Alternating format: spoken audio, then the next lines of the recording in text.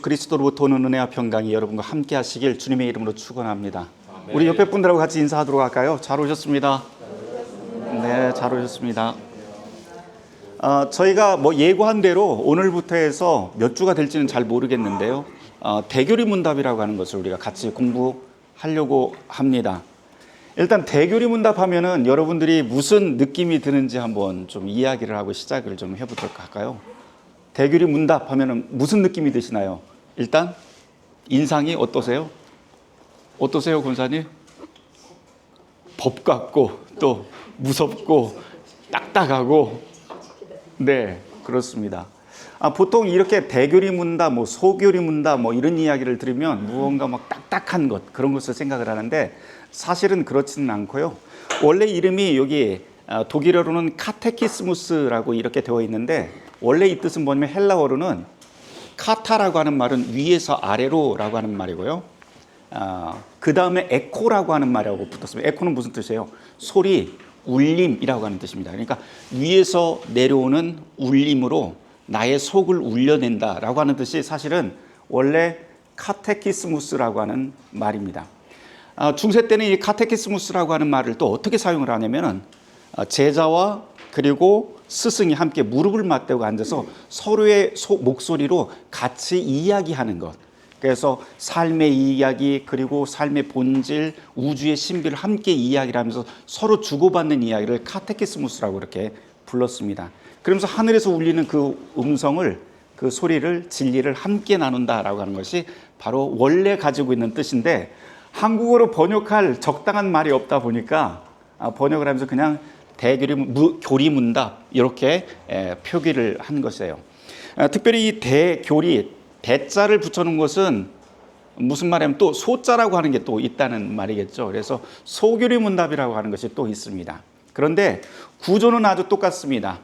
기독교인이 알아야 될 딱 5가지의 기둥이 있는데, 그 기둥이 십계명, 사도신조, 주님 가르치신 기도, 세례, 성찬, 이렇게 5가지는 기본적으로 그리스도인이라면 누구나 다 알고 있어야 된다라고 하는 내용을 루터가 이것을 정리를 해서 이 안에 담아놓은 것이 교리문답입니다. 특별히 이 대교리 문답이라고 하는 것은 원래는 설교로 썼던 거예요. 그 설교를 모아놓은 것이고, 소교리 문답이라고 하는 것은 이 설교문과 해설문을 더 압축을 시켜서 아주 간단하게 아이들한테 이것을 암송할 수 있도록 그렇게 만든 것이 소교리 문답입니다. 제가 대교리 문답, 소교리 문답을 다 번역을 해놓고 또 해설지까지 만들어 놨는데요. 그거 나중에 보시면 될 것 같습니다. 특별히 이 책 조금만 소개를 하고 제가 시작을 하도록 할게요. 이 책은 사실 우리 중앙루터교회의 유산입니다. 제가 볼 적에는.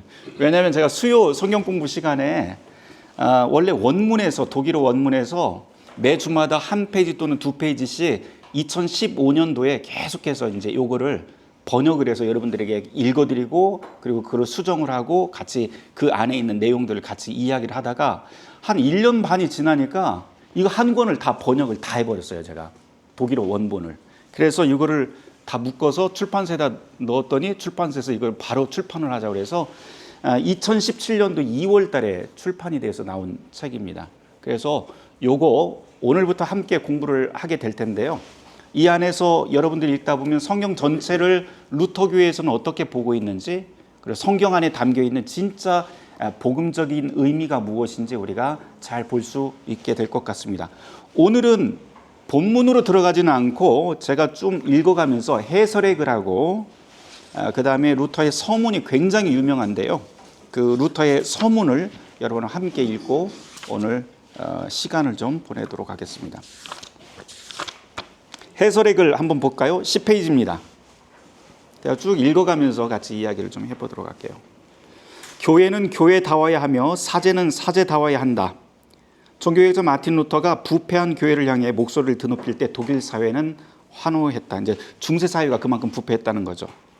속에 있던 응어리가 물고 터진 것처럼 거칠 것이 없었다. 여기저기서 자유와 해방의 노래가 울려 퍼지며 힘이 응집되기 시작했다. 그런데 부패한 교회를 개혁하려고 일어선 종교개혁 진영은 루터교회예요. 루터교회가 이제 1517년도에 종교개혁이 시작이 됐는데 한 10년이 지나고도 무언가 바뀌지를 않습니다. 내부적으로는. 요 이야기입니다. 엉뚱한 내부의 복병을 만나게 되는데, 개혁의 목소리가 높아질수록 개신교 진영 내부에서는, 루터교회 내부에서는 밑도 끝도 없는 방종과 무식함이 난무하기 시작했다. 복음의 자유를 이야기를 하니까 집안에서부터 곰팡이가 피기 시작합니다. 자유, 그러니까 책임 없는 자유, 무한한 자유, 방임의 자유, 이런 것을 이제 사람들이 생각을 한 거예요. 그러나 이에 대해 조치를 취할 법적 근거는 거의 없어 보였다. 왜냐하면 종교개혁자들은 복음의 자유를 막 강조를 했거든요. 또 해방, 이전과 우리는 다르다라고 하는 해방도 이야기를 했었고요.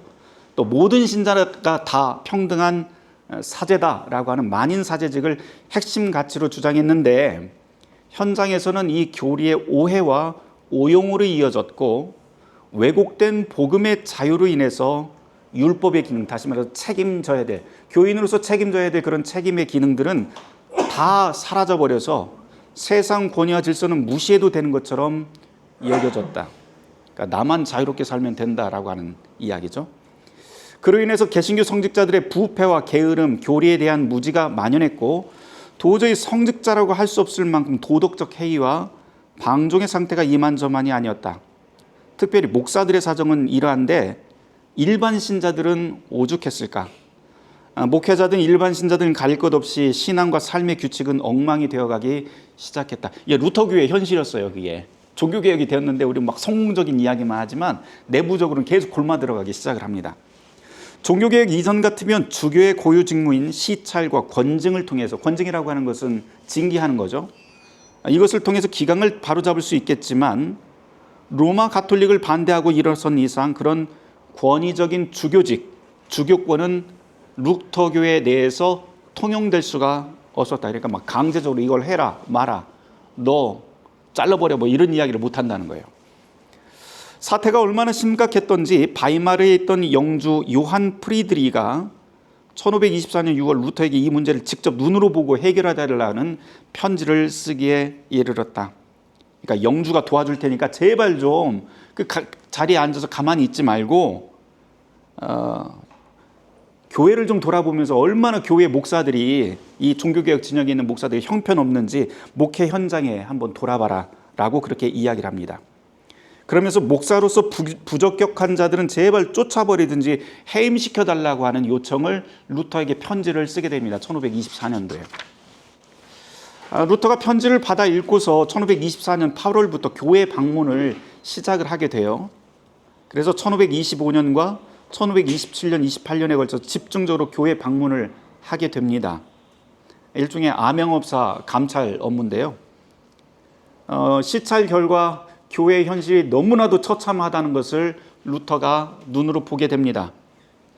풍문으로만 듣던 상황을 직접 목격하고 참담한 마음을 금치 못하는데, 종교개혁 이전에도 부패한 성직자들이 있었지만 종교개혁 사상의 잘못된 이해와 오용은 이런 성직자들의 날개를 달아준 꼴이 되었습니다. 그러니까 복음은 우리에게 자유를 이야기해. 그러니까 마음대로 살아도 돼 라고 이렇게 생각을 한 거죠. 성직자와 일반 신자들은 모든 제약에서 고삐 풀린 망아지 꼴이 되어 하나님을 두려워하지도 않고 교회의 징계를 무서워하지도 않았고, 목회직에 대한 열정은 고사하고 수입이 일정하지 않아서 목회 직무보다도 권력자에게부터 아부나하는 정치꾼들이 생겨났고, 일부 목회자들은 술집을 운영하거나, 그러니까 교회에 건물은 있는데 건물을 뭐 예배나 그런 교회로 사용하지 술집을 운영하거나 주정뱅이가 되어서 윤리적으로 문란한 생활을 하는 등 도저히 성직자라고 말할 수 없는 모습들이 도처에서 개신교 진영을 좀먹고 있었다. 여기서 이제 개신교라고 써놨는데 다 루터교회 이야기예요. 그냥 루터교회라고 바꾸셔도 됩니다. 목사들이 그 정도이니 일반 신자는 말할 것도 없었다. 다 돌아보고 나서 루터가 1529년 2월 친구 게오르고 슈팔라틴에게 이런 편지를 쓴다. 농민들은 배운 게 아무것도 없으니 당연히 아는 게 없고, 게다가 자신들이 선물로 받은 복음의 자유를 함부로 남용하고 있습니다. 이들은 마치 신앙 없는 사람처럼 기도도 하지 않고 죄의 고백도 하지 않고 성찬에 참여하지도 않습니다. 더 큰 문제는 일반 신자들이 과거에는 교황을 우습게 여겼는데 이제는 우리 목사들을 우습게 여긴다는 사실입니다. 이게 500년 전의 이야기인데 꼭 오늘의 이야기 같아요. 그렇죠? 루터는 1528년까지 계속된 시찰 결과를 토대로 시찰자의 교육이라고 하는 지침서를 작성하게 되는데요. 핵심을 요약하면 이래요. 교회 내부의 부패를 뿌리 뽑고 교리와 예배를 바르게 세우며 일벌백계의 내부 징계를 통해서 목사들의 하이해진 기강을 바로잡는 것. 그러니까 몇 사람만 딱 잡아서 강력하게 징계를 해야 된다.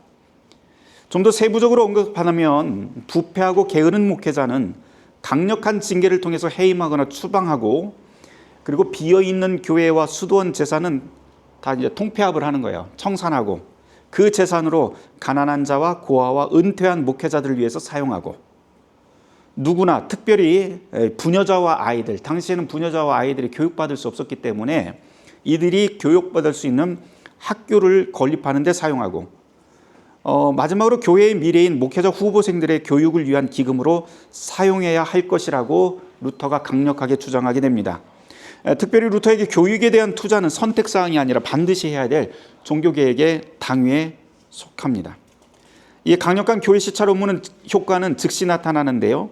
일벌백계를 통해서 목사들의 기강이 잡혀나가기 시작합니다. 목사를 신뢰하지 못했던 일반 신자들은 자연스럽게 신뢰관계가 구축되기 시작했고, 당연히 개교회 공동체의 건강한 생명력도 자연스럽게 피어나기 시작을 합니다.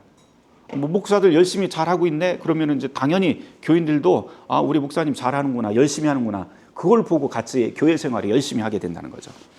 아주 간단해요. 그러고 보면 논리는. 시찰단 감찰 이후 고민거리가 생겼는데요. 뭐냐면 쫓아내거나 징계하기는 좀 그렇고 조금만 도와주면 될성 싶은 목사들과 설교자들에 대한 문제였습니다. 이런 사람이 가장 많았던 거죠. 말하자면 대부분 한 1%, 2% 정도가 앞에서 정말 악한 일들 많이 하고요. 나머지는 다 끌려다녀요. 계속 여기 휩쓸렸다, 저기 휩쓸렸다. 목사들도 마찬가지였다는 거예요. 그래서 루터는 이것을 바로잡기 위해서 교육이라고 하는 도구를 사용하는데요. 교육은 우선 강단의 설교부터 출발을 합니다. 대표적인 예가 1526년부터 시작된 루터의 교리 설교라고 하는 게 시작이 돼요. 자기가 설교문을 쓴 다음에 설교를 한 다음에 그 원고를 다 보내주기 시작을 합니다. 루터가 교육에 대해서 지대한 관심을 가지고 있었다는 것은 잘 알려졌는데요. 그의 동료들과 그 동료들한테 자녀들을 위한 문답서를 좀 만들어 달라고 요청을 합니다. 루터가 처음에는. 나 바쁘니까 당신들 능력 있잖아. 여기 있는 뭐 멜랑이톤이라든가 다 신학 교수들이거든요. 이런 사람들한테 교리 책자를 하나 만들어 달라고 요청을 하는데 다 만들지를 않아요. 다들 지지부진합니다. 그러다 결국은 루터가 자기 설교문을 토대로 해서 직접 교리 문답서를 만들게 되는데, 이게 바로 1529년 성인과 목회자들을 위한 대교리 문답, 그리고 요약본인 소교리 문답을 펴내게 됩니다. 그거예요. 그래서 특별히 1528년에 행했던 교리 설교는 후에 보완 과정을 거쳐서 이 책의 기초가 됩니다. 뒷부분은 여러분들이 좀 뒤에 보시고요. 저기 보면 15페이지 그 하단에 밑에서 셋째 줄부터 제가 읽어보도록 할게요. 루터의 어법은 16세기 당시 수사법을 고려하더라도 확실히 강도가 세다. 게으르고 나태하며 직무에 열정이 없는 목사를 독일어는 파울레 벤스테라고 하는데, 이거 저게 번역하면서 이게 중세 독일어인데 이 단어가 사라졌어요. 지금 쓰지 않습니다. 벤스테라고 하는 것은 뭐냐면 당시 이제 그 악마나 뭐 이런 그 우리를 소위 말하면은 이상한 악귀들을 이야기하는데, 어떻게 생겼냐면은 배가 왕창 나왔어요. 배가 나왔는데 배가 나오면 배꼽이 들어갈까요? 나올까요? 진짜요? 진짜요? 쑥 들어가지 않나요? 배가 왕창 나오면? 배가 배꼽이 보통 들어갑니다. 그런데 이 벤스테라고 하는 이 괴물은 배꼽이 들어가지 않고 튀어나와요. 이게 배가 너무 나와서 이 압력이 너무 세니까 튀어나와서 배꼽이 꼬리처럼 앞으로 튀어나옵니다. 이걸 이제 벤스테라고 그렇게 불렀다고 해요. 이런 악귀를. 그런데 게으른 이런 벤스테, 요거를 어떻게 표현을 할까 하다가 제가 그냥 뚱땡이라고 그렇게 번역을 했습니다. 근데 루터의 글을 읽어보면 독일어로 쓴 글들은요, 특징이 뭐냐면 욕도 많이 나오고 굉장히 거칠고 막 이래요. 그 시장통에서 쓰는 이야기들을 단어들을 굉장히 많이 사용을 합니다. 그런데 똑같은 글을 루터가 보통 라틴어로 옮겨놓으면 라틴어는 그 당시에 라틴어 문맹률이 한 98% 됐기 때문에 학자들만 읽을 수 있었거든요. 그래서 학자들이 읽는 책에는 굉장히 고급스러운 라틴어를 사용을 해요. 똑같은 용어인데도, 내용인데도. 그런 차이가 있습니다. 청중이 누구냐에 따라서 루터는 자기의 글을 아주 자유자재로 썼던 사람인데요. 계속 한번 읽어보도록 할게요. 게으르고 나태하며 직무에 열정이 없는 목사를 뚱땡이라고 대놓고 말하기도 하고 아예 사람 취급하지도 않으면서 동물에게나 사용하는 용어를 감정 섞고 직설적으로 내뱉기도 한다. 요거 나중에 또 나올 거예요. 오죽하면 토마스 만이라고 하는 학자는 1945년 워싱턴 설교에서 연설에서 성급하고 무지막지하고 욕하고 침뱉고 화를 내고 소름 끼칠 정도로 강한 루터를 나는 결코 좋아하지 않는다 라고 그렇게 이야기할 정도입니다. 저쪽 밑에 보면은 또 이런 말도 있어요. 예를 들면 이런 것인데요. 우리는 하나님의 말씀에서 나오는 능력과 힘, 그 열매를 너무 가볍게 여깁니다. 특히 목사와 설교자인 우리는 더욱 심각합니다. 그렇지 않습니까? 이런 사람들에게는 처먹을 것도 내줘서는 안 됩니다. 번역이 좀 그렇잖아요. 근데 사실 여기 보면은 독일어로 이 프레슨이라고 하는 단어가 나와요. 그 먹는다라고 하는 독일어에는 동사가 두 개예요. 하나는 에센. 여러분들 그 에센 뽁뽁? 에센 뭐예요? 뽀득. 에센 뽀득이죠. 그 에센이라고 하는 말이 먹는다라고 하는 동사거든요. 독일어. 네, 독일어 동사예요. 에센. 이 에센이라고 하는 단어는 그냥 사람들이 먹는 거를 말할 때 사람에게 사용을 합니다. 음식을 먹는다. 에센.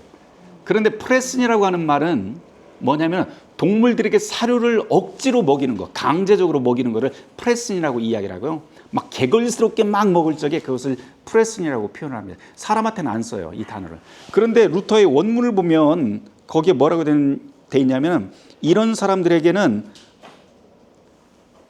아무것도 프레슨하지 말아야 된다. 다시 말해서 아무것도 먹을 것을 주지 말아야 된다. 이렇게 그냥 편안하게 쓰면 안 되고, 그래서 이걸 어떻게 해야 되나 그래서 처먹을 것도 주면 안 됩니다. 이렇게 이제 제가 번역을 한번 해봤습니다. 그 다음 말도 보면은 아주 대단한데요. 개떼를 풀어서 쫓아버리든지 아니면 단단히 창피를 당하게 만들어 아예 발도 못 붙이게 만들어야 됩니다. 이렇게 좀 강해요. 요 밑에 이제 그 내용들이 쭉 나와 있습니다. 21세기 맨 밑에 글입니다. 루터의 글은 확실히 투박하고 직설적이다. 그런데 시원하다. 21세기 한국인들만 시원하게 여기는 게 아닌데 500년 전 이 글을 읽거나 듣던 독일인에게도 마찬가지였을 게다. 이 지점이 중요하다. 여기에는 루터가 글을 쓰는 원칙이 배어 있는데 독일어가 곧 루터에게는 무기였다. 그는 스스로 나는 박사로서 독일어 사용하는 것을 부끄럽게 여기지 않는다라고 말을 해요. 이 말을 16세기 시대상으로 바꾸어 말을 하면 박사 정도 되는 유식한 사람은 속어인 독일어를, 그 당시에는 독일어가 아주 저급한 용어로 그렇게 이해를 했습니다. 그래서 속어인 독일어를 사용한 것을 수치스러운 일이라고 그 당시에는 생각을 했던 거죠. 그래서 실제로 로마 교회에서 루터가 독일어를 사용해서 성경 교리를 같이 가르치고 있다는 소리를 들으니까 어떻게 반응하냐면 속어를 사용하는, 속된 언어를 사용하는 촌놈이 하는 거 신경 안 써도 돼 라고 하면서 초기에는 그렇게 루터에 대해서 굉장히 무시를 하게 됩니다. 그런데 이미 언급했다시피 루터의 말과 글에는 일종의 원칙이 있는데요. 청중이나 독자가 누구인지 분명히 파악하고 그 눈높이에 맞추는 것입니다. 학자들을 사용할 땐 라틴어로, 일반인을 사용할 땐 시장에서 사용하는 일상 언어를 사용해서 이해하기 쉽게 만든 것, 그것이 바로 루터의 글들이고요. 바로 이 대교리 문답입니다. 대교리 문답 구조는 루터가 이제 아까 시차를 했다고 그랬잖아요. 시차를 해서 보니까는 목사들이 뭘 가르칠 수 있는 능력 자체가 안 되는 거예요. 성경이 어떻게 구성이 되어 있는지도 모르고, 그래서 그래도 최소한 요거는 알고 있어야지 하면서 엮은 것이 바로 이 5개의 기둥, 5개의 주제입니다. 이 5개의 기둥 중에서도 특별히 루터가 강조해서 가장 많은 분량으로 쓰고 있는 것이 바로 십계명인데요. 이 십계명에 대한 이야기는 이제 본문은 다음번에 우리가 가보도록 하겠습니다. 이제 제가 해설은 그렇게 하고요. 루터가 서문을 어떻게 썼는지 여러분들이 좀 읽어봤으면 좋겠어요. 25페이지로 한번 가보도록 할까요? 이 서문이 정말 유명한 서문입니다. 매우 유명한 서문이에요. 이 내용보다도 더 유명하게 회자가 되는 서문인데요. 제가 한번 읽어보도록 할게요. 25페이지. 우리가 교리문답서에 이리도 지난한 힘을 쏟고 쓴소리까지 해가며 사람들을 강권하는 중요한 이유가 있습니다. 유감스럽게도 우리는 지금 너무 많은 목사와 설교자들이 게으르고 태만한 현실을 눈으로 목도하고 있기 때문입니다. 자기 직무가 무엇인지도 모르고 가르쳐야 할 교리도 우습게 여깁니다. 어떤 목사들은 기독교 교리는 너무 수준이 높아서 어렵다면서 멀리하고, 또 어떤 목사들은 게을러서 멀리합니다. 또 어떤 목사들은 교리 가르치는 일을 그저 밥벌이 정도로만 여기고 있습니다. 이런 자들은 목사와 설교자의 직무를 자기 배나 채우는 것인 줄 알고 있습니다. 그저 평생 먹고 사는 일에 별 도움이 안 되니 목사라고 해도 그 목회에는 별로 신경 안 써도 된다라고 그렇게 생각하고 행동합니다. 이런 모습은 교황권 아래에 있을 때의 습성과 별반 다르지 않습니다. 그러니까 이게 이제 1526년, 1517년도에 종교개혁에 대해서 한 10년이 흐른 그 상황이에요. 한 10년 정도 됐으면은 종교개혁도 어느 정도 자리도 잡고 종교개혁 정신, 프로테스탄트 정신으로 뭔가 일도 잘 했을 것 같은데 실제로는 그렇지 않았다라고 하는 이야기고요. 또 이게 좀 가슴 아픈 이야기는 지금은 변했나? 라고 하는 거예요. 지금 우리의 교회는 또 어떤가? 오늘 이 한국 루터 교회는 어떻고 한국 교회라고 하는 전체 교회에서는 과연 목사들은 자기 직무에 대해서 얼마만큼 이해가 있고 얼마나 성실하게 하고 있는가라고 하는 것을 이 글을 통해서 다시 한번 성찰하게 됩니다. 그게 싫다고 해서 나온 게 우리 개신교회잖아요. 그런데도 불구하고 여전히 다시 원점으로 돌아가고 있는 것 아닌가 그렇게 돌아보게 됩니다. 계속 읽어볼게요. 물론 이런 자들이 가르치고 설교할 만한 풍성한 교재가 있기는 합니다. 그 당시에도 이런 교재들이 있었나 봐요. 재료들이. 아주 간편하고 쉬워서 이런 사람들을 구원해 줄 도구들입니다. 제목부터 남다릅니다. 그 당시에 막 통용되던 목사들 그 설교집인데요. 설교집 제목이 스스로 말하는 설교. 걱정 없이 주무세요. 준비 끝. 보물상자. 이런 설교집이나 설교를 위한 보조자료들은 예전부터 목사들에게 아주 인기가 높았습니다. 지금도 뭐 별반 다르지 않은 것 같아요. 네. 설교를 그대로 카피해서 설교하는 경우들도 종종 보이고요. 그것 때문에 교회 안에서 문제가 돼서 사임을 하거나 나가시는 분들도 종종 있죠. 제 개인적인 경험을 말씀을 드리면 언제더라 한 10년 정도 된 것 같아요. 어느 날 이제 다른 교단에 있는 후배 목사한테 전화가 왔어요. 그래서 형님, 이상하게 저희 교단 어떤 목사님이 형님 설교랑 똑같은 설교를 하고 있는 것 같아요. 에이 설마 그랬더니 한번 거기 홈페이지를 한번 들어가 보세요. 그러면서 홈페이지를 들어갔더니 매주 설교하는 것을 음성으로 계속 올리더라고요.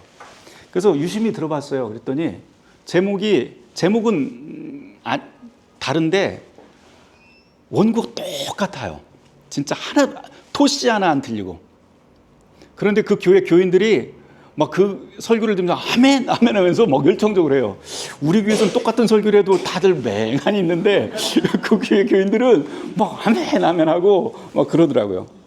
그런데 이게 저는 한 번일 줄 알았더니 보니까는 이번 주 설교는 반드시 그 교회에서 그 다음 주 설교가 돼요. 또 그 다음 주 설교가 계속돼요. 이거를 6개월을 계속 똑같이 하더라고요. 진짜 한 주도 거르지 않고.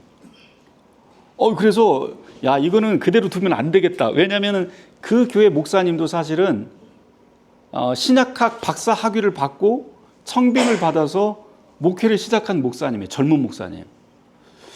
야 이게 큰일이다. 이거 정말 큰일이다. 차라리 그냥 공부를 제대로 안 하고 뭐 신학 그 학문적인 그 경륜이 잘 안 돼서 남의 그 교회 목사의 설교를 갖다가 카피하고 그래서 적용을 한다고 한다면 내가 이해를 하겠는데 그게 아니고 교회도 굉장히 중형 교회예요. 한 300명, 400명 되는 그런 교회입니다. 그래서 이거는 가만히 놔두면 안 되겠다. 그래서 그분한테 편지를 쓸까 어떻게 할까 하다가 그 친구 제 후배 이야기로는 형님 그거 홈페이지에다 올리세요 그래요. 예. 아니 그건 아닌 것 같아. 그래서 제가 했던 방법이 뭐냐면 마태복음에 있는 그 오병이어의 기적 있잖아요. 그 설교를 저희 교회에서 했어요. 그런데 그 설교 제목이 뭐였냐면은 설교 표절을 하고 있는 목사를 위하여라고 하는 제목으로 설교를 했어요. 오병이어.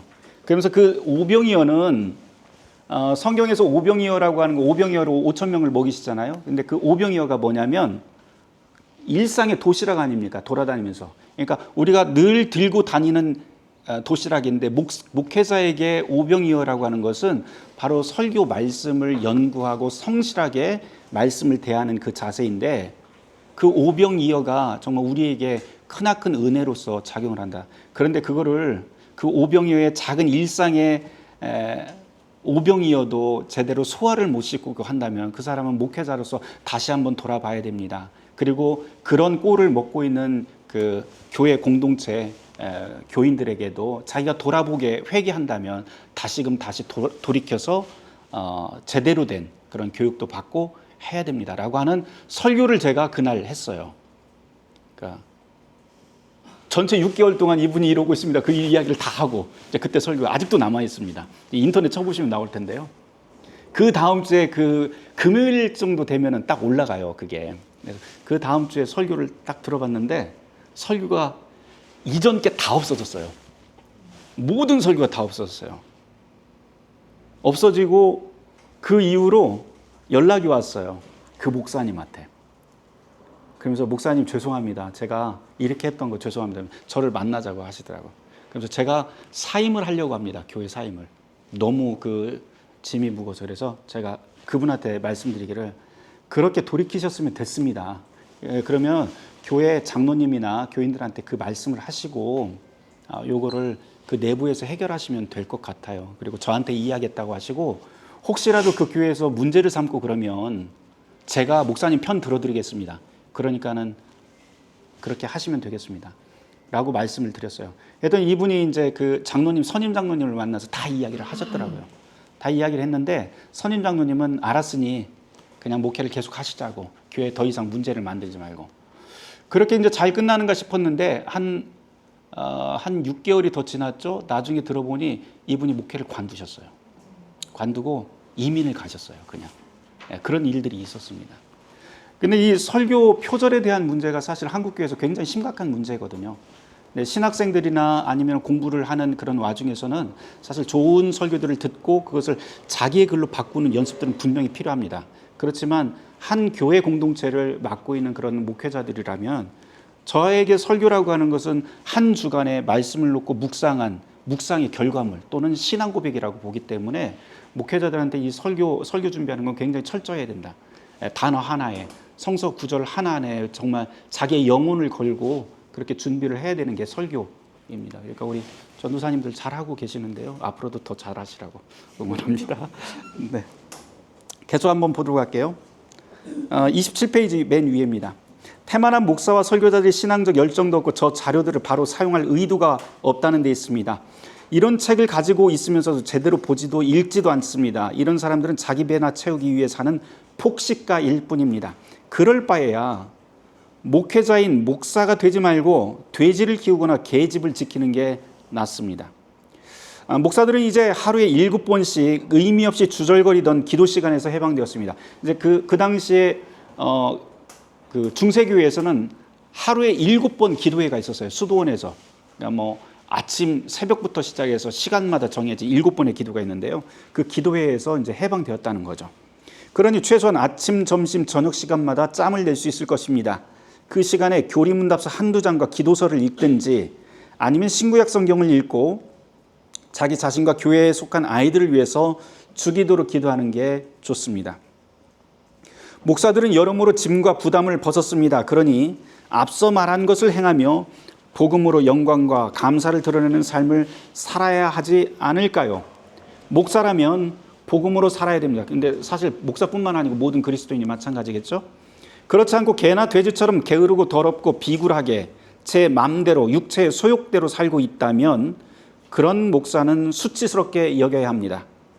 그런데 유감스럽게도 이 우매한 인간들은 복음을 너무 우습게 합니다. 우리가 온 힘을 다해 도왔지만 이제 해줄 수 있는 게 아무것도 없어 보입니다. 이러다가 결국 우리에게 남게 될 것이 과연 무엇이란 말입니까? 우리는 지금 심각한 정도로 태만하고 게으릅니다. 대체 교황권 아래 있을 때와 무엇이 다르단 말입니까? 게다가 우리 가운데 아주 악독한 폐륜과 끔찍한 전염병이 돌고 있습니다. 그것은 다름 아니라 태만하게 살아도 별 문제없다라고 하는 병입니다. 그 때문에 많은 사람들이 교리문답서를 그저 보잘것없는 가르침으로 치부합니다. 대충 한번 훑어보고는 다 아는 것이라고 말합니다. 구석에 휙 던져버리고는 책을 찾아 다시 꼼꼼히 읽는 것을 창피한 것으로 여깁니다. 다 아시다시피 귀족들 가운데 이런 말을 하고 돌아다니는 사람도 있습니다. 이제 책만 있으면 혼자서도 잘 배울 수 있으니 조금만 있으면 더는 목사나 설교자가 필요 없는 시대가 올 것이다. 멍청이에다가 꽉 막힌 구두쇠 같은 인간들입니다. 교구를 박살내고 황폐하게 만드는 자들이 바로 이런 자들입니다. 게다가 목사와 설교자를 비참한 빈궁에 빠뜨려 끼니를 걱정하게 만드는 장본인이기도 합니다. 참 대단한 독일인들입니다. 자기도 독일인이면서. 네. 우리 가운데 이렇게 수치를 모르는 비루한 인간들이 있습니다. 그런데 거기에 손뼉을 치는 사람도 있습니다. 제가 진심으로 당부합니다. 저는 박사이자 설교자입니다. 배울 만큼 배웠고 산전수전 다 겪었습니다. 그러나 여전히 교리를 배울 때는 어린아이처럼 배웁니다. 매일 아침 그리고 시간 날 때마다 십계명, 신조, 주기도, 시편을 꼬박꼬박 또박또박 입으로 소리내어 읽습니다. 루터가 성경 읽고 하는 것 중에 가장 중요한 것은 소리내어 읽는 거예요. 그냥 눈으로 보는 게 아니고 소리내어 읽는 거예요. 왜냐하면 루터에게 이제 말씀은 아주 이게 기초적인 건데요. 하늘의 울림, 하나님의 목소리라고 그렇게 이야기를 합니다. 목소리. 하나님의 진실한 진리의 목소리. 그 목소리는 나를 통해서 울림으로 나타나야 된다는 거예요. 그러면 이 울림이 어디로 가요? 내가 이 성경을 읽으면 어디로 가요? 이 울림이 누구에게로 가요? 내 귀로 들어가요. 그래서 그 울림이 내 귀로 들어가서 어디로 향하게 되면 내 양심으로 울리기 시작을 합니다. 그래서 눈으로 보는 것보다도 루터한테는 성경은 언제든지 소리내어 읽어라 라고 그렇게 이야기를 합니다. 이게 가장 기초적인 거예요. 또박또박 입으로 소리내어 읽습니다. 그럼에도 불구하고 여전히 매일 조금씩 더 읽고 연구해야 할 필요를 느낍니다. 왜냐하면 저는 만족할 만큼 배우지도 못했거니와 또 그렇게 될 수도 없다는 것을 알기 때문입니다. 교리문답 앞에서 저는 여전히 어린아이고 학생입니다. 그러나 저는 이런 제 모습을 기꺼이 즐거워합니다. 그런데 저 까다롭고 독특한 군상들을 보십시오. 한번 대충 훑어보고는 어떤 박사보다 더 잘난 박사인 줄 착각하고 있습니다. 모르는 것도 없고 못할 것도 없으니 더 배울 것도 없다고 말합니다. 이것이야말로 자기에게 맡겨진 직무와 사람들을 돌보는 사역을 우습게 여기고 위로부터 오는 하나님과 그분의 말씀을 경멸하고 있다고 하는 확실한 증거입니다. 이 사람들은 타락을 두려워할 필요가 없습니다. 이미 충분히 타락했기 때문입니다. 자기들은 그럴 필요 없다고 하겠지만 실은 걸음마 단계는 알파벳부터 아이처럼 다시 배워야 합니다. 다시 말씀드립니다. 게으른 뚱땡이 목사와 거만한 성도들이여 제발 부탁합니다. 스스로를 돌이켜 보십시오. 당신들이 믿고 생각하는 것과 달리 당신들의 수준은 바닥입니다. 수준 높은 박사인 줄 착각하지 마십시오. 혹여 이전에 잘 알고 있었을지라도 이거 내가 이미 통달한 거야. 이거 다 아는 거야 라고 생각하지 마십시오. 당신 생각에 교리문답서를 다 알고 있고 식은 죽 먹기처럼 쉽게 보여도 사실 평생 배워도 그렇게 될 수 없으며 매일 읽고 숙고하고 함께 말할 때마다 거기서 새롭게 배울 것과 열매들을 계속 발견하게 될 것입니다. 읽고 대화하고 생각할 때 성령이 함께 하실 것입니다. 읽고 대화하고 혼자 읽고 끝나는 게 아니에요. 중요한 거는 뭐냐면 내가 읽은 다음에 함께 이 이야기를 나누라는 거예요. 함께. 그러니까 루터에게는 이 공동체성이라고 하는 게 매우 중요합니다. 혼자 묵상하는 거 되게 중요하죠. 매우 중요하죠. 그런데 그 묵상을 가지고 혼자 생각을 정답으로 생각하지 마세요. 이 내가 정답이라고 생각하는 게 정답이 아닐 수 있어요. 그래서 늘 우리 교회 공동체의 교우들하고 함께 나누면서 생각을 조정을 하셔야 됩니다.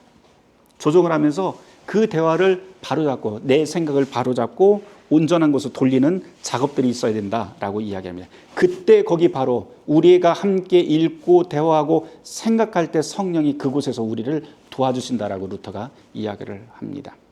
그분은 항상 새롭고 큰 빛으로 인도하시고 더욱 풍성하고 맛 좋은 기도로 들어가게 하실 것입니다. 이것을 그리스도께서 마태복음 18장 20절에서 약속하셨습니다. 두세 사람이 내 이름으로 모인 곳에서는 나도 그들 중에 있느니라. 하나님의 말씀을 곁에 두고 암송하고, 이거 암송하는 거 되게 중요해요. 루터한테 또 암송하고. 여러분들 성경 구절 몇 개나 좀 암송하세요? 암송합시다 우리. 알았죠? 내년도에 우리 그 몇 개 암송하자고 이렇게 딱 정해갖고 한번 좀 해봤으면 좋겠어요. 한 30개 정도 암송하자고 해서 중요한 그런 것들. 그럼 이 암송이 중요한 이유는 뭐냐면요. 루터가 다른 글에서 이런 이야기를 해요. 우리가 위급한 상황이 오면 그 암송했던 게 툭 튀어나와요. 그래서 그 암송했던 그 성경 구절들이 우리에게 위로와 힘을 줍니다. 그게 바로 하나님께서 우리에게 인도하시는 성령의 능력이라고도 그렇게 루터가 표현을 해요. 근데 이 암송이 제일 잘 된 때가 언제인 줄 아세요? 아이였을 때. 그래서 아이들에게 암송을 시키라고 자꾸 이야기해요. 아이 때 배웠던 그 성경 구절 암송은요, 어른이 돼도 잊혀지질 않습니다. 근데 한 40, 50이 넘어가면은 아무리 암송을 하려도 하나 들어가면은 두 개가 나와버려요. 이게 이제 나이의 흔적들인데요. 어쨌든 암송하는 거 우리가 참 열심히 해야 될 필요가 있습니다. 자, 그 도움은 암송하고 그것으로 고민할 때 생기는 특별한 도우심이 있습니다. 그 도움은 악마와 세상과 육의 정욕에 대항할 수 있게 된다고 하는 사실입니다. 이런 이유로 복 있는 사람은 오직 여호와의 율법을 주야로 묵상하는 자라고 시편이 찬송합니다. 하나님의 계명과 말씀을 외우고 노래하고 고민하십시오. 이제는 노래와 고민도 나오잖아요. 노래한다고 하는 것은 아이들한테는 되게 좋은 것 같아요. 이거. 아이들한테 그 성경 구절로 되어 있는 노래 같은 거 알려주고 율동하고 하면은요, 그 노래로서 아주 쉽게 이해를 하고 또 그 리듬에 맞춰서 자기의 몸도 그렇게 움직이게 됩니다. 근데 또 한 가지 중요한, 고민하라고 하는 말이 또 중요해요. 그냥 무조건 다 받아들이지 마시고 도대체 이 단어와 이 구절은 무슨 의미일까? 그러면서 나하덴큰이라고 독일어로 되어 있는 이것은 뭐냐면 돌아보고 한다는 얘기예요. 계속해서 문맥에서도 돌아보고 내 생활 중에서도 돌아보고 나의 영혼 가운데서도 돌아보는 것, 이걸 바로 고민한다라고 그렇게 이야기를 할 수가 있습니다. 이것이야말로 의심할 여지 없이 악마를 쫓아버릴 강력하고 거룩한 분향이며 진실로 참된 성수요 십자가 표지입니다. 말씀이야말로 악마를 몰아내고 사냥합니다. 여기에 보면은 분향, 성수, 십자가 표지 이런 거 나오는데요. 중세교회에서 이런 게 바로 악마를 쫓아내는 부적처럼 사용해 있어요. 분향하면은 향 피우면은 악마가 나가고, 십자가 목걸이를 하면은 마귀가 갔다도 막 탁 이러고 도망가고, 마늘 쑥 이런 거 말고요. 어쨌든 그런 게 아니라, 루터는 뭐냐면 그런 게 아니라는 거예요. 진정으로 악마를 쫓아낼 수 있는 진정한 힘은 어디에 있다? 말씀에 있다. 이게 바로 진정한 힘이다라고 이야기를 합니다. 교리문답서가 별 쓸모도 없고 거기서 나올 혜택이 별로 없다고 가정하더라도 악마와 악한 생각을 쫓아낼 수 있다는 사실 하나만으로도 당신이 이것을 읽고 암송하고 묵상할 이유가, 충분한 이유가 됩니다. 하나님의 말씀이 들려오는 것을 악마는 참지 못합니다. 하나님의 말씀은 디트리 폰 베른과 같은 그런 허무맹랑한 전설이 아닙니다. 바울을 보십시오. 그는 로마서 1장 16절에서 말씀을 하나님의 능력이라고 전합니다. 그 능력은 당연히 악마를 고통스럽게 만듭니다. 그러나 그 무엇보다도 그 능력은 우리를 담대하게 만들고 위로하며 도움을 줍니다. 이것이 하나님의 말씀입니다. 여기서 제가 무엇을 더 말해야 되겠습니까? 아무리 종이와 시간이 많다 해도 하나님의 말씀이 만들어내는 유익과 열매들을 모두 헤아릴 수 없습니다. 사람들은 악마를 보고 천의 얼굴을 가졌다고 말합니다. 그렇다면 온갖 술수를 다 가진 그 악마를 사냥한다고 하는 거죠. 보통 부적 그러면은, 부적은 뭐예요? 악마가 막 오면은 나를 해하지 못하도록 보호하는 역할을 하는 게 부적이잖아요. 근데 루터는 이 말씀을 부적의 역할을 확 넘어버려요. 뭐냐면 악마가 있으면 쫓아가서 끝까지 쫓아가서 사냥한다고 그렇게 이야기해요. 이 말씀이. 악마를 사냥하고 아무것도 아닌 것으로 만들어버리는 하나님의 말씀은 대체 뭐라고 불러야 될까요? 그런 악마를 제압하는 분이니 10만 개 이상의 얼굴을 가진 게 분명합니다. 그런데 우리는 이런 하나님의 말씀에서 나오는 능력과 힘, 그 열매를 너무 가볍게 여깁니다. 특히 목사와 설교자인 우리는 더욱 심각합니다. 그렇지 않습니까? 그런 자들에게는 처먹을 것도 내줘서는 안 됩니다. 갯대를 풀어서 쫓아버리든지 아니면 단단히 창피를 당하게 만들어 아예 발도 못 붙이게 만들어야 합니다. 왜냐하면 하나님의 말씀은 일용할 양식과 같아서 우리에게 매일 필요하기 때문입니다. 또한 말씀은 우리로 하여금 매일 끊임없이 닥치는 시련과 천의 얼굴로 술수를 쓰는 악마에 대항할 수 있게 하기 때문입니다. 교리문답서를 매일 읽으라는 권고가 탐탁지 않다면 무조건 하라라고 하는 하나님의 명령이라면 충분할 것입니다. 그러니까 사람의 권고보다도 하나님의 명령은 우리가 지켜야 되니까. 그렇죠? 신명기 6장 7절에서부터 8절은 아주 진지하게 명령하는데, 앉아있을 때나 길을 갈 때나 누워있을 때나 일어날 때나 언제든지 그의 계명을 명심하고 눈과 손에서 잠시도 떼지 말고 기호로 삼으라 라고 합니다. 까닭없이 하나님이 그렇게 명령하고 요구하는 게 아니라는 것은 의심의 여지가 없습니다. 하나님은 우리의 위험과 곤경을 알고 계십니다. 게다가 악마가 끊임없이 맹렬한 공격을 퍼부으며 시련을 만들어내는 것도 알고 계십니다. 그래서 하나님은 우리에게 말씀으로 이를 경고하시고 무장하여 지켜주십니다. 말씀은 모든 위험과 시련으로 만든 불화살을 막는 좋은 갑옷이자 악한 전염병과 독을 막는 해독제입니다. 우리는 얼마나 얼빠진 바보 같은지요.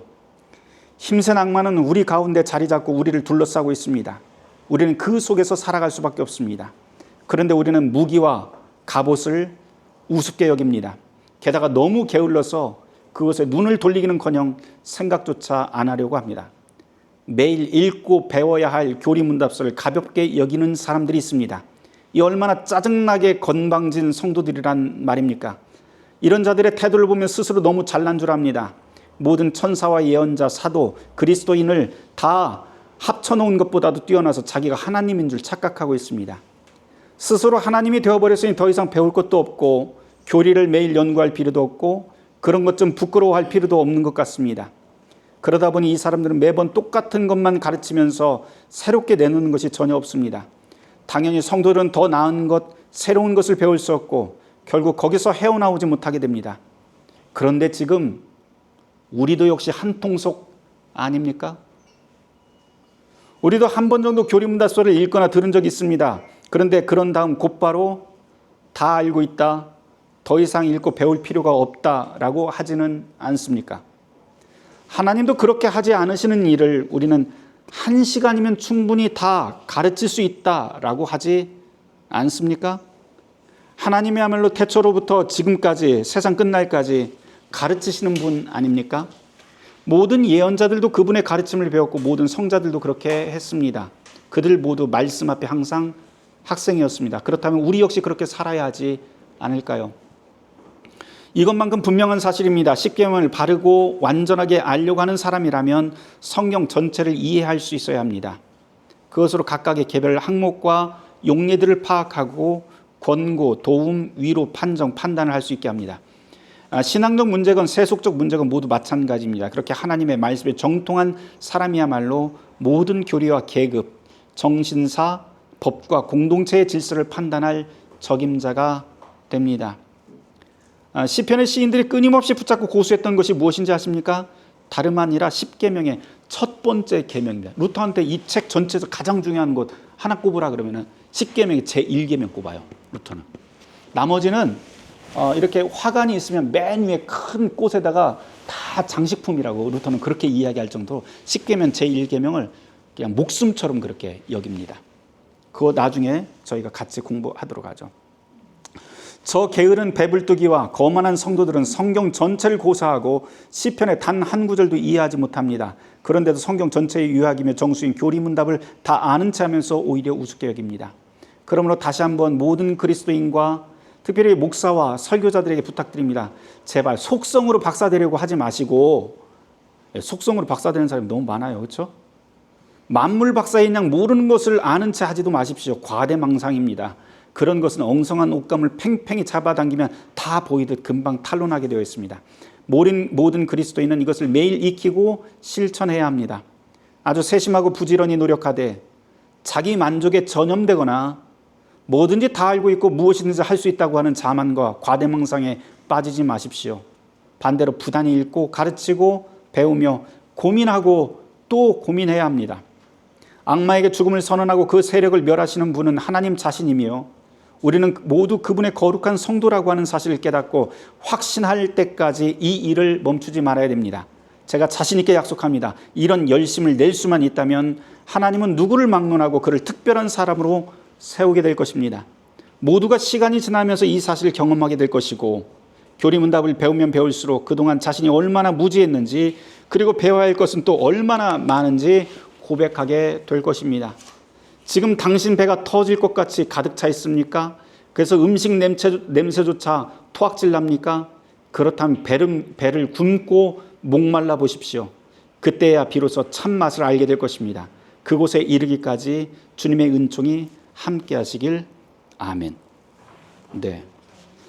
서문 이렇게 했고요. 그 초판 서문은 아주 간단한 이야기인데 요거는 여러분들이 이 구조에 대한 이야기예요. 이게 어떻게 쓰였다, 그 내용이 무엇이다 라는 아주 짧은 이야기니까 이거는 나중에 여러분들이 보시면 되겠습니다. 오늘은 여기까지 하려고 그러는데요. 여러분들이 방금 이 글을 어떻게 읽고 어떻게 들으셨는지 모르겠어요. 보면은 500년 전의 글이 아니라 바로 오늘을 비추는, 오늘 우리의 세계, 우리의 교회를 비추는 그런 거울 같은 글이어서 뜨끔합니다. 이제 루터가 이야기했듯이 성경 안에 정말 핵심적인 그런 가르침들이 무엇인지 우리가 다음 주는 쉬고요. 다음 주는 우리 추석이니까 잘 편안히 쉬시고 그 다음 주부터 제1계명부터 저희가 같이 나아가 보도록 하겠습니다. 제가 기도하고 마치도록 하겠습니다.